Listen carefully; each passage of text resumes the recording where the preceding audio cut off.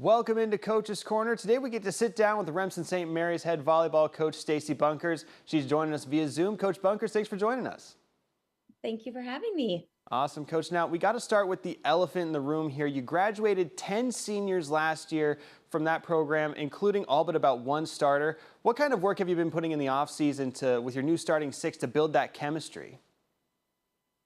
It's actually been pretty easy. It's like a clean slate is can be scary, but I'm taking it as a win and every girl is after a spot and they in my team knows that. I mean, once you're given a varsity jersey, you're not guaranteed it. But a clean plate is kind of fun, trying to figure out your setters, trying to figure out your back row specialists, your hitters. It's a whole new dynamic and the team is awesome. They're so excited and willing to learn and take on new roles. So it's been really, really positive. Awesome. Now, Coach, something I've noticed, especially in these smaller town schools, a lot of the girls have already had a lot of years to play with each other and kind of learn their styles and learn the ways that they sort of play the game. Is that the case for your team? Absolutely. Remsen St. Mary's is known for its athletes these last couple years for sure with girls sports. And it's because they almost all take out every single sport together. So they lived through summer with softball with their successful softball season and created that chemistry. And I don't touch them during softball. That obviously program is very successful. So I feel like that's the time that they can devote to that. And I know bigger schools, they have a lot of off season where they get tournaments in and games in and we don't do that, and it is a downfall, but yet at the same time, you have to give some, and that's where I give, and I don't have to work on that chemistry because it's there.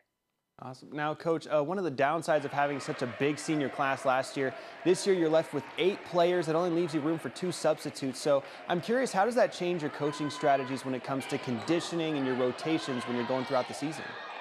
Absolutely. I right now do have 8 on the roster. Obviously, we can get more, and I'm always willing to give more jersey. Right now, I have 2 more girls that are almost there. So hopefully by the end of the week, we'll get them a varsity jersey.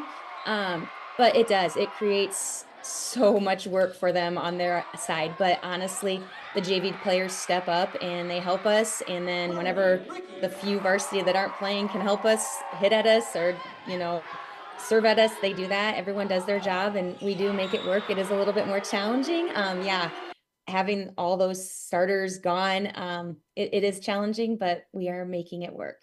Gotcha. Now, Coach, one player that we did notice is coming back that got a significant amount of playing time last year is a junior Grace Gallus. Have you seen her develop over the offseason as a leader on and off the court? Oh, she's been so awesome. She's just a great kid all around. Personality, she just is always willing to help others and help me. She's changing her role. We're hopefully going to move her to a middle. She's one of our biggers, so tall girls. So we're going to move her that way. And she is going to try to play all the way around, which we haven't done that with that, but you kind of have to do that with players when you have a smaller team. So some of the girls, just like Grace, are going to play all the way around, but she's been really, really great. Tessa Tenniger last year wasn't able to play with us because of injury, so she's back as a senior, and she has really, really showed her leadership along with my other senior who played a little bit last year too, Ava Gardman. Awesome. Now, how easy does that make your job? Or how much easier does that make your job to have players that have that kind of versatility on your roster? Oh, so awesome. I mean, when I ask a girl if they can do something and they answer to me, "Put me where you want, coach," it's a dream come true. And that is for most of my girls. I mean, they will say, "I don't love setting, but if that's what you need me for, I'll do it." It's the power of that, like training those girls to when a coach asks you, "Can you play it?" and they respond, "Put me where you need me," is just awesome.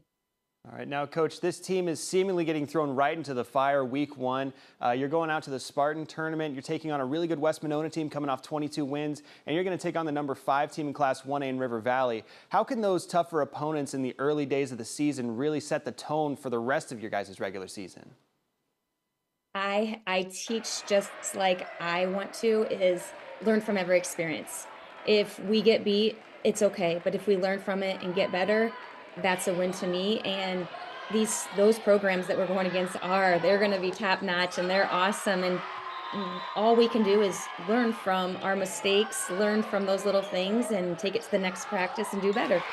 Awesome. Now, final question I got for you, Coach, is what kind of expectations have you set for yourself and set for this team going into the 2024 season?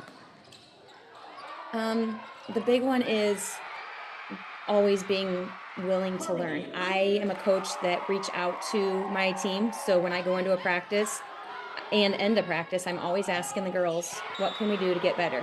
And having girls that actually respond to me and say exactly what we need. Coach, we need more blocking drills. Coach, we need more live action. If I have a team like that that's willing to try anything and keeps and staying positive and developing that chemistry, that's all I can ask for them right now. All right. Well, Coach Bunkers, thank you so much for taking the time to sit down with us, and best of luck going into the season. Hey, thank you so much for having me.